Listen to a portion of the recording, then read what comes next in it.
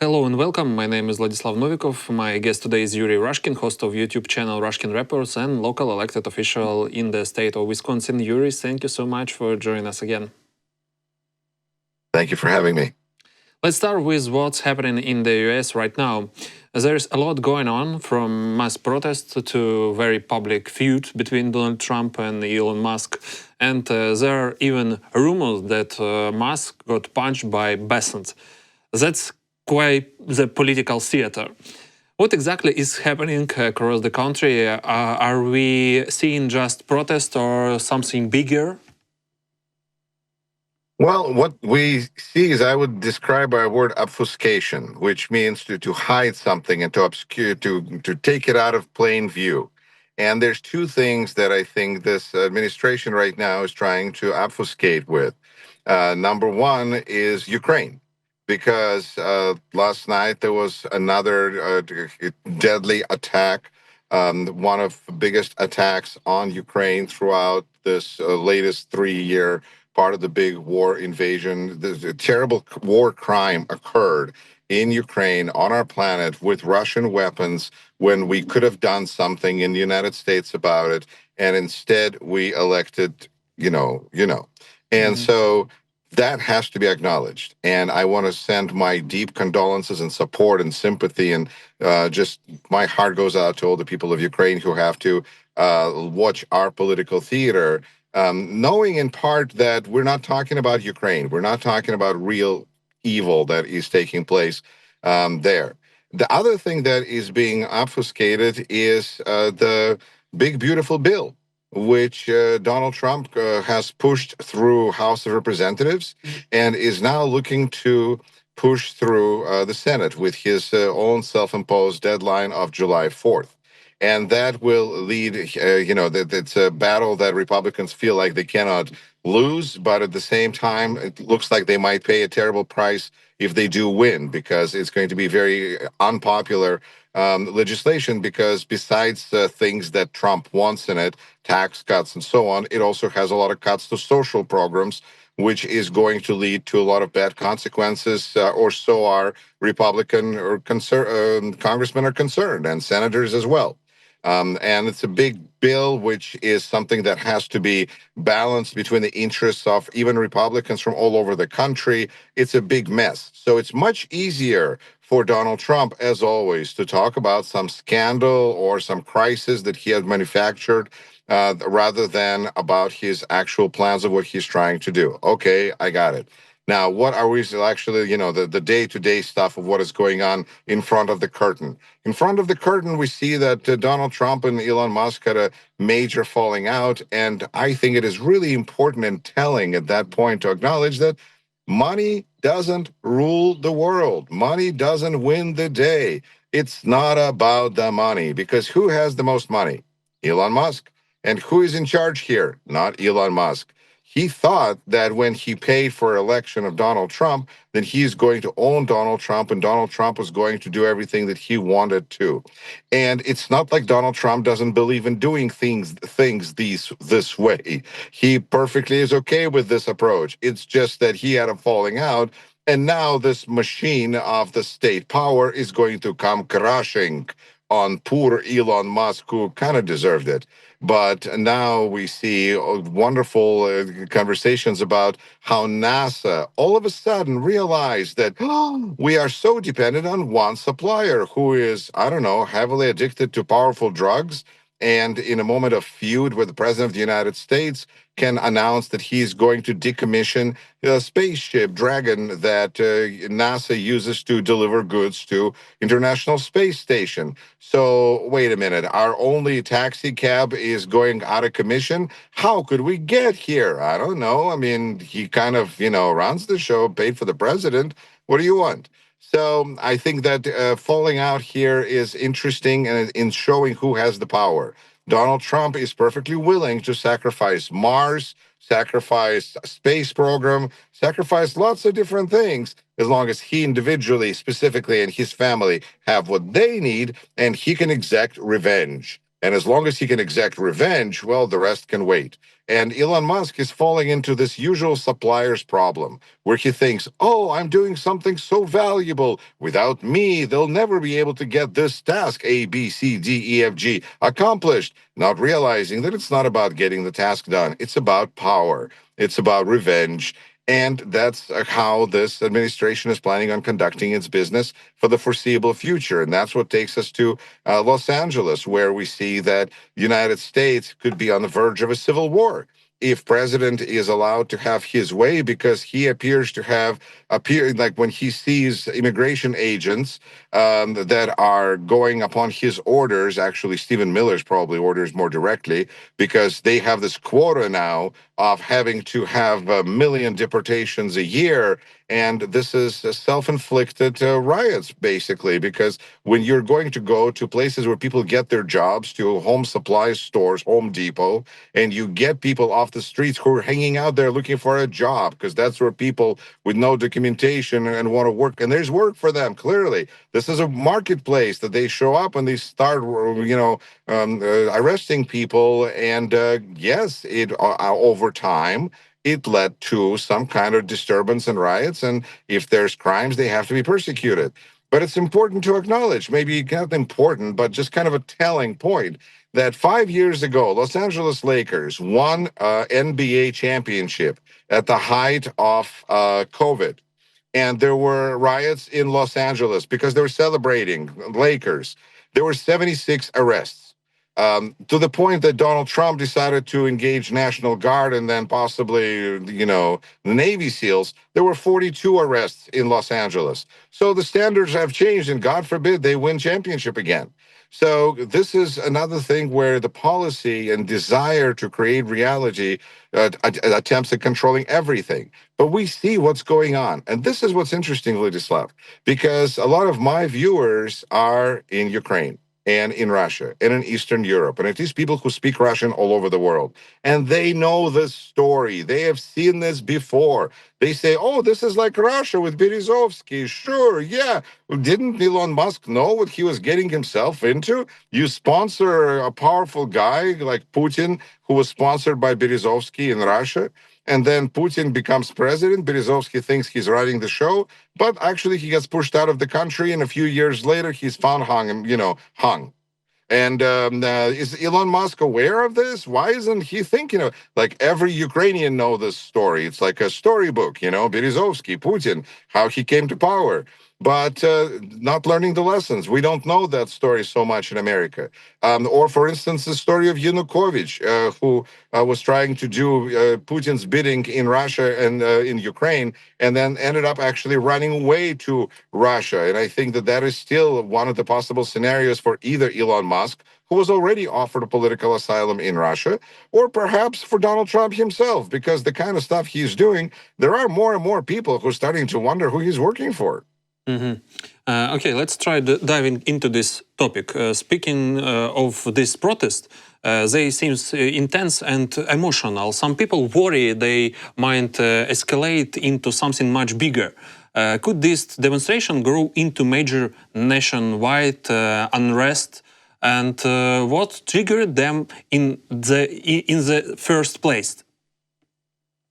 It is very important who we have at the wheel at the moment of crisis, because any fire like this can be burning brighter, or it can be put out or attempted to put out.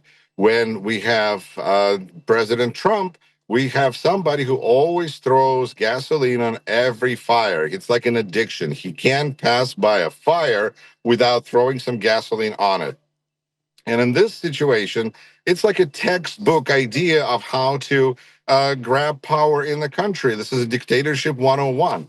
Well, there are people who offer an idea that what Trump is doing right now is he's moving the so-called Overton window of what's considered acceptable, because he's normalizing these violent protests, and it's reminding people of the BLM movement, which at least in Russian language community is like nearly 100% derided because it's viewed as violence and it is viewed as, well, black people. Russians are generally, racist. So besides that, Trump would like to have this grow into something huge. If this could grow into civil war, I think he could get a medal from Putin. But I think that there's really, um, this is where it's important to acknowledge Governor Newsom of California, who spoke and made announcements saying, telling to his residents, don't let them make a show out of this. Don't play into their hands because this is a provocation. It is a very a standard setup provocation that everybody can see it, and yet Donald Trump is just like, oh no, look, now we have to send in the troops. And people are just like, no, no. But this is what Trumpism is about. It's denying reality. It's saying 2+2 = whatever Donald Trump says it equals today. So people are not interested in violent resistance and all of this kind of stuff. People just want to live their life. They want to have their country back. And whether that is even possible is a big open question, because some would argue that America that we've had before is gone. This is a new country with a new form of government, with new realities. And the sooner we can adjust and assimilate to this new reality, the more successful people are going to be. Because if we live by the standards of, there's laws and, well, laws are still good, but we have a president who adopted the Russian model of, for my friends, everything, and for enemies, the law. This kind of an approach, it's very corrosive, it's corruptive, and it's destructive. And society has to adjust to it because we are not there yet. We're heavily armed. And this is something that my Ukrainian viewers point to all the time. They say, Yuri, this could not happen. How can this be happening in America? How can there be a tyrant when people are so heavily armed? And I say, well, part of the problem is that most of the weapons are owned, I would imagine, by Trump supporters. Although there's a general kind of rearmament of the population, and it doesn't take too many bullets to kill a person, but most of the weapons, most of the firearms, if you look at them, they belong to Trump supporters to begin with. Because when they said that they were going to fight for their freedom, they really were just going to fight for the dictator. That's what apparently their end goal was. All of that talk about Tea Party and freedom loving, they just really want to stand by their Fuhrer. That is very disappointing. It's very disappointing as an American, because even Tea Party used to be like better, I think stand for even slightly better things. Although this is a big slippery slope. Will this lead to civil war? I think that if Donald Trump has his way, it just might. How? Well, he can bring in National Guard and put people of state of California against the residents of state of California. Or he could bring in the Navy SEALs and put a military against the population of the United States. All of those tools are apparently some levers of power. He has levers he can use to pressure Putin. No, he instead is using levers to pressure Americans into what? Submission? Into saying that Donald Trump is forever king. Would you please get reelected again and again? And by the way, there's a parade coming up, and that is the most ridiculous thing that we have seen in America since the last time Donald Trump opened his mouth. Because now they're allowing money in the budget, like $14 million, I saw a number, to repair the streets in front of what, White House? Where because we are not made for parades. We're not some Red Square, and we're not China, Tiananmen Square, wherever they take. We United States, we have it's the wrong. They picked the wrong country, and Americans are not buying this idea. That's why the protests on June 14th are titled "No King's Day." Because if there's anything that I think Americans should be able to get united behind, is that we ain't gonna have a king. And I think that that's something that can bring Americans together. And then, a little bit of dignity, a little bit of honor. Who knows where it could lead. And while the US is focused on its own problem, it feels like Ukraine is being forgotten. Trump is now sending weapons to the Middle East and says Ukraine and Russia should keep fighting for a bit longer. So, is Trump still on Ukraine's side, or is he walking away?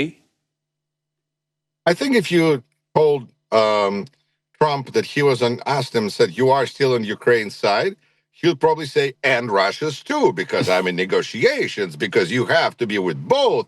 Because whenever he hears word Ukraine, he always has to add word Russia. Because, he just wants to have good relations with Putin. It's just diplomacy. That's why he could put sanctions on or tariffs on Ukraine, but no tariffs on Russia. A friend of mine, his church in, I think, New Jersey, maybe New York, ordered Ukrainian bells for their church. And now they have to pay a tariff of $10,000 for these church bells because they were made in Ukraine, and then now there's a 10% tariff. And it's a little bit insane, and it's a little bit reality. And you can say it's lack of common sense. You can say it's madness, or you can say it's policy. Because if Ukraine gets hurt in the process, what's the goal here for the Trump administration? Peace, right? On Putin's terms, right? So it's kind of like a Russian world peace. So that means that Ukraine just has to kind of get beaten up a little bit so that Ukraine understands that it's so much smaller, so much weaker, and it has to take in whatever Russia gives it. It's a big problem because that's Ukraine is not going to do that. And actually, right now, Ukraine is badly needed by Europe. Because if NATO is in a sad state of affairs that it is in, and the United States can no longer be counted on to defend reliably our allies in Europe, I don't know, starting with Denmark, who we're trying to take Greenland from. So that means Europe needs to defend itself. How is it planning on defending itself? With what army? Oh, wait a minute. There is an army. There is a Ukrainian army that could actually be hugely helpful to Ukraine in defending Europe. And that's what I think another thing that Trump is trying to obfuscate is how crucially important Ukraine is for European safety. Because if he's trying to say, oh, we're kind of sort of here, we're going to kind of help you, but we also want to have good relations with Putin, and let's get rid of Ukraine. That is, it's trying to mislead people and obfuscate reality. Once again, reality is not what Donald Trump says. That's why he keeps running into problems. That's why it looks so weird, because we see something that doesn't make sense. He says it should make sense. And in the end, we just have this kind of a mess that he's trying to say, forget about Ukraine. Let's pay attention to the riots in Los Angeles. And if that's not enough, let's talk about crazy Elon Musk. And by the way, just a side note about the weapons that he's taken away, or Department of Defense reassigned from Ukraine to our troops in the Middle East.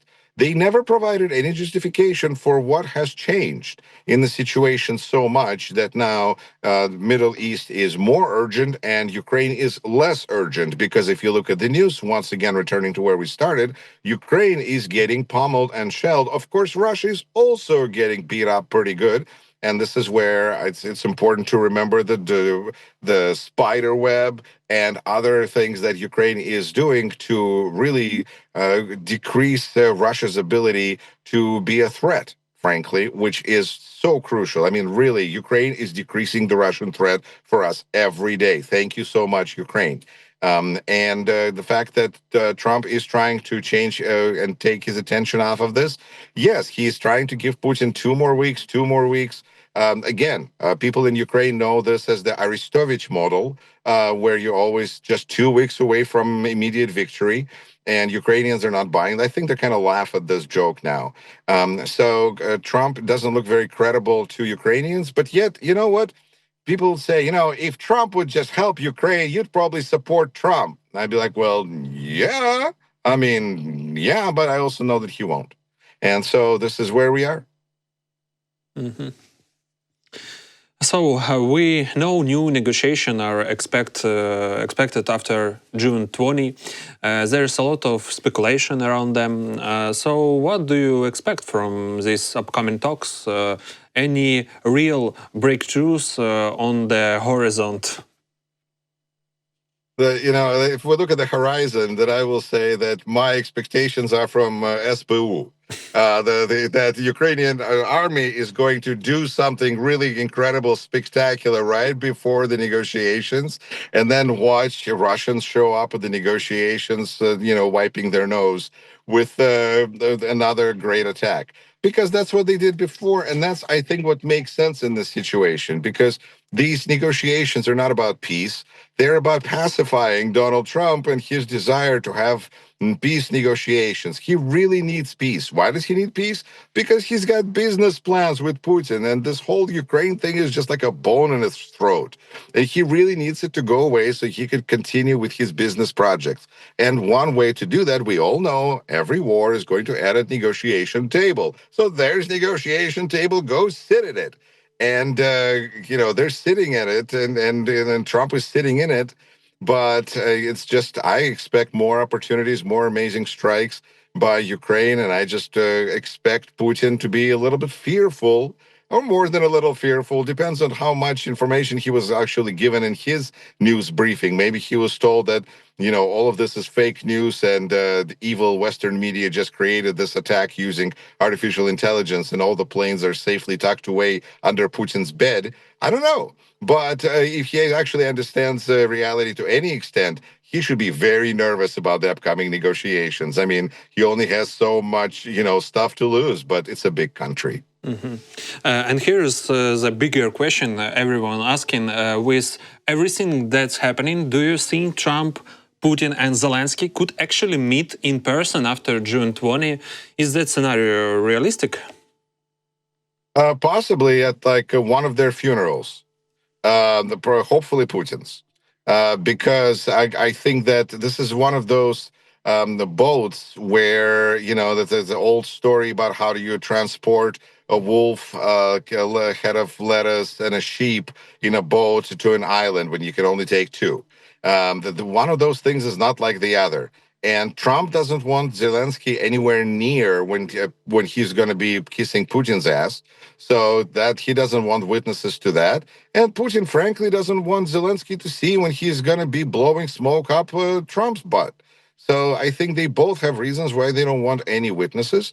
Not to mention that Putin doesn't even consider Zelensky to be a legitimate leader, and I don't know why we should consider Putin to be a legitimate leader. So why, I think Zelensky and perhaps they could all meet in Hague. That would be lovely. If they could all meet international court, let's take the funeral out of this. Let's be more optimistic. Let's imagine Trump and Putin on the bench, as a defendants here, and Zelensky giving testimony. I think that would be one way that those three could find themselves in one room. Or it could be, classic joke, Zelensky, Trump, and Putin walk into a bar. And write in comments how you think that conversation, how that joke should end. Write your favorite ending. But it's impossible to imagine those three men in the same room in real life. Of course, Trump might say that such meeting has already occurred and he already won all the victories. And, Jesus would have never been crucified if Trump was president. But that's a reality that Donald Trump lives in. It's just amazing. Thank you, Yuri, for joining us. It was a real pleasure to see you and hear your perspective. We truly appreciate your insight and analysis. Thank you. The pleasure is mine.